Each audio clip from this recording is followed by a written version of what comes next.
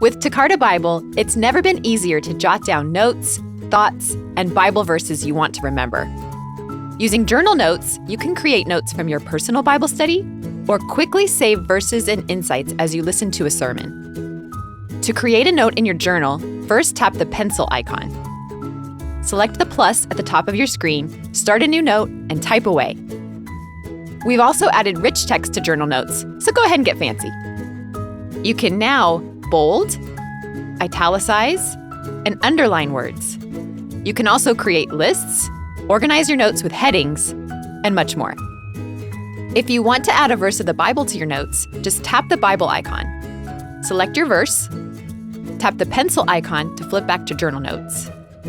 Then use Quick Paste to paste your verse into your notes. It's that simple. We hope this helps you take great notes so you can keep all the verses you need right at your fingertips.